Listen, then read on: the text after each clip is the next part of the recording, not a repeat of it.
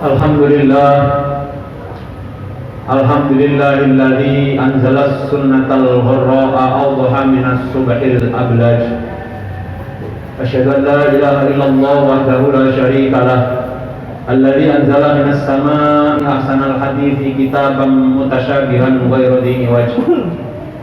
Wa asyhadu anna sayyidana Muhammadan abduhu wa rasuluhu shahibul mu'jizati wal hujaj. Wassalatu wassalamu ala khairir rusuli wa afdali man fis samaa'i a'raj wa ala alihi tayyibil arji wa awalir rutabi wat turaj wa ashabihi alladhina bazzalu nufusahum fi ihya'i sunanihi wa man fi silki nidhamihim indaraj. Amma ba'd, fa ya ayyuhal hadirun usikum wa iyaya bi taqwallahi wa ta'atihi la'allakum tuflihun. Wa qala ta'ala fil Qur'anil Karim, a'udzu billahi minasy syaithanir rajim. Wa il akhadha rabbuka min bani adama min durihim dzurriyyatahum wa ashhadahum ala anfusihim alastu bi rabbikum qalu bala syahidna an taqulu yaumal qiyamati inna kunna an hadza ghafilin. Al-ayat. Sadaqallahul azim.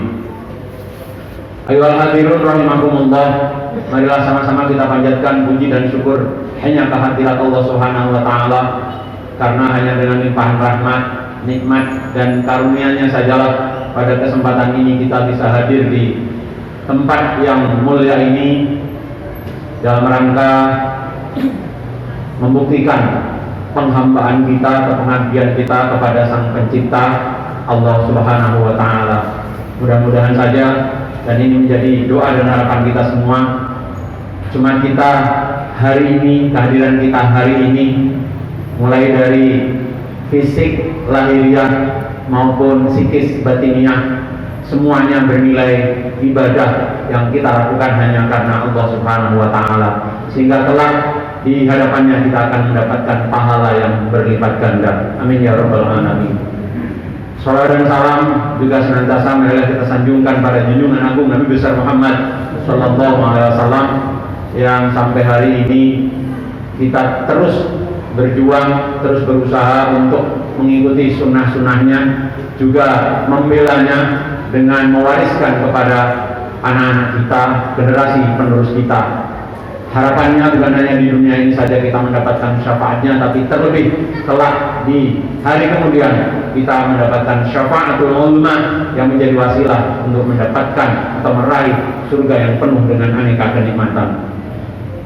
Dari mimbar yang mulia ini, sebagaimana para khotib, Al-Fakir juga berpesan kepada diri Al-Fakir sendiri, juga kepada hadirin jamaah sidang sholat Jumat, marilah senantiasa kita tingkatkan iman dan takwa kita kepada Allah Subhanahu wa taala dengan berusaha memperbaiki kualitas ibadah kita dari waktu ke waktu, dari hari ke hari, sehingga di hadapan Allah ibadah kita dicatat grafik peningkatannya, dan itu menjadi wasilah tentunya untuk menjadi hamba Allah yang dicap atau mendapatkan label muttaqin. Hadirin hadani Allah wa iyyakum ajma'in. Pada kesempatan yang mulia ini, khotib ingin menyampaikan khutbah dengan judul Manusia dan Agama. Kecenderungan manusia untuk berketuhanan hanya kepada Allah sesungguhnya telah di-build up sejak masa konsepsi hingga innet, atau sejak dirancang hingga menyatu dalam diri manusia. Perjanjian pokok antara Allah dan ruh manusia itu memperjelas bahwa kecenderungan berketuhanan yang telah tertanam dalam diri manusia itu harus wujud nyata dalam kehidupan sehari-hari. Informasi mengenai perjanjian ini dapat kita pahami dari Al-Quran surah Al-A'raf ayat 172. A'udzu billahi minasy syaithanir rajim. Wa il akhadha rabbuka min bani adama min dhuhurihim dzurriyyatahum wa ashhadahum ala anfusihim alastu bi rabbikum qalu bala syahidna an taqulu yaumal qiyamati inna kunna an hadza ghafilin. Dan ingatlah ketika Tuhanmu mengeluarkan keturunan anak-anak Adam dari sulbi mereka, dan Allah mengambil kesaksian terhadap jiwa mereka, seraya berfirman, "Bukankah aku ini Tuhanmu?" Kata Allah. Mereka menjawab, "Betul, Engkau Tuhan kami. Kami menjadi saksi. Kami lakukan yang demikian itu," kata Allah, "agar di hari kiamat nanti kamu tidak mengatakan, sesungguhnya kami, Allah, adalah termasuk yang lengah terhadap hal ini." Hadirin hadani Allah wa yakum ajma'in. Mayoritas ahli tafsir berpandangan bahwa proses perjanjian itu terjadi ketika ruh disatukan dengan jasad untuk memulai satu kehidupan baru yang dinamis. Saat itu terjadi komunikasi dua arah antara ruh manusia dengan Al-Khaliq yang menggambarkan transaksi sakral, transaksi suci, bahwa manusia di awal kehidupannya telah berikrar bertuhankan Allah Subhanahu wa Ta'ala, bahwa kemudian dalam kenyataannya ada sebagian manusia yang mengingkari perjanjian sakral yang telah diikrarkannya itu, menjadi peringatan bagi semua manusia agar tidak melempar tanggung jawab kepada siapapun nanti di akhirat.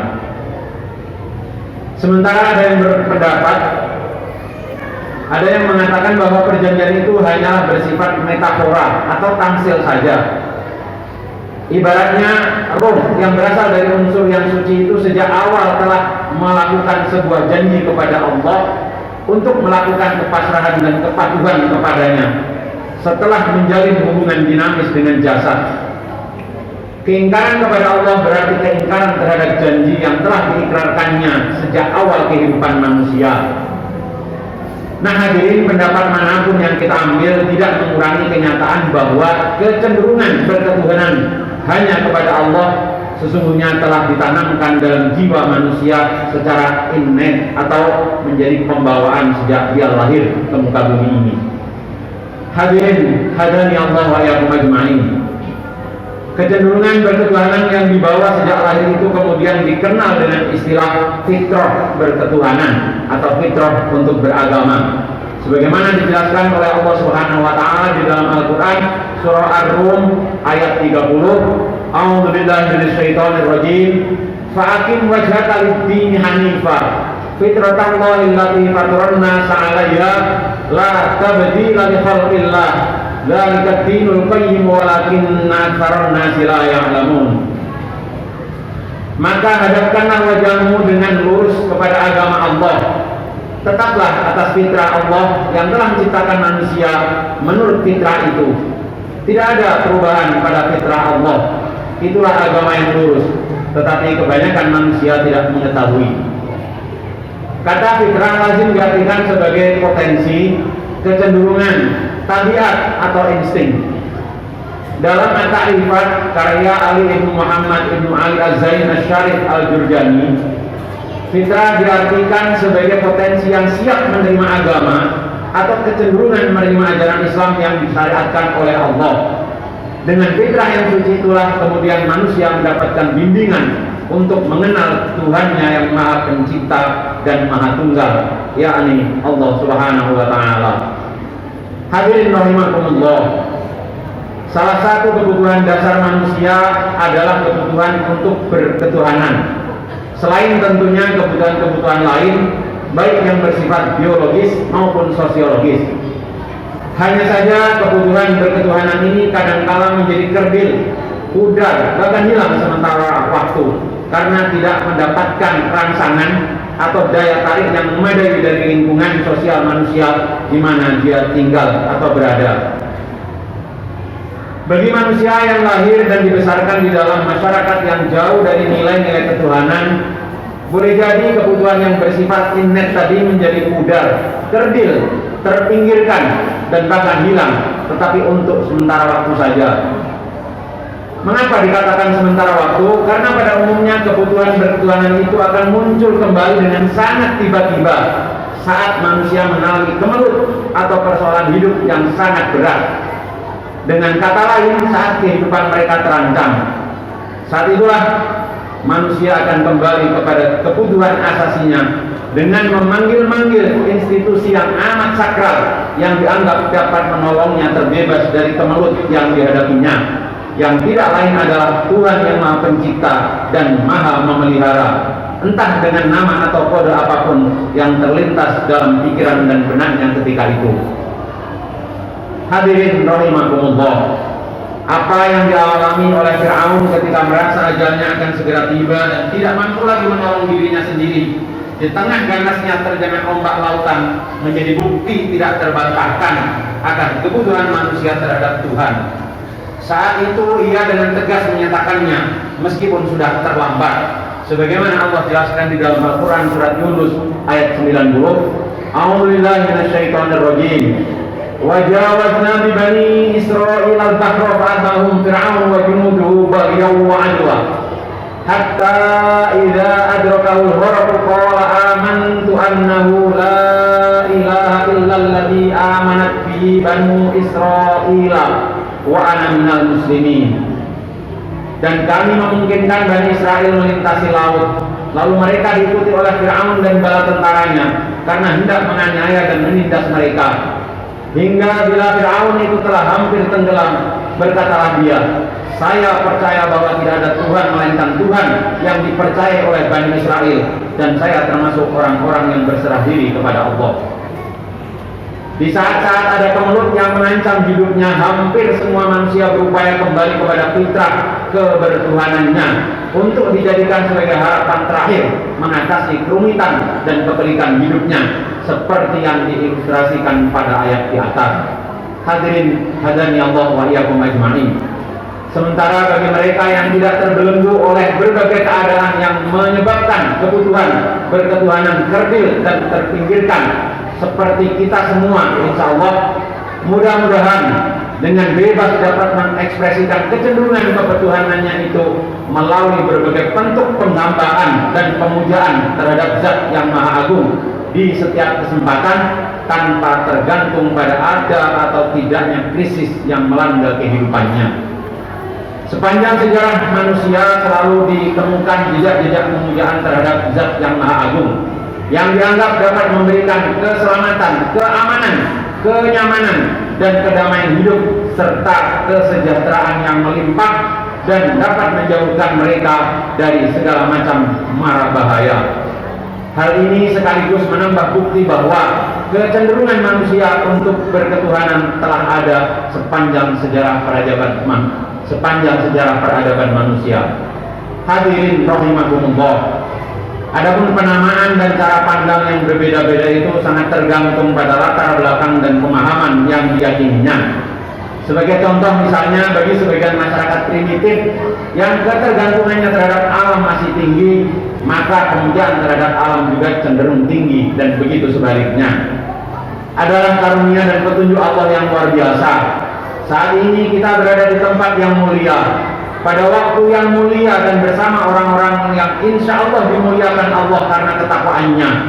Oleh karena itu, marilah nilai-nilai kebertuhanan kita yang memang sudah menyatu sejak lahir ini kita pelihara, kita rawat, dan kita pupuk terus dengan ilmu dan amal soleh melalui taklim dan tarbiyah, ngaji dan itba para guru, para ustaz, dan para ulama secara terus-menerus dan istiqomah, serta kita wariskan nilai-nilai kebertuhanan kita ini kepada keluarga dan anak-anak kita di tengah keluarga kita masing-masing.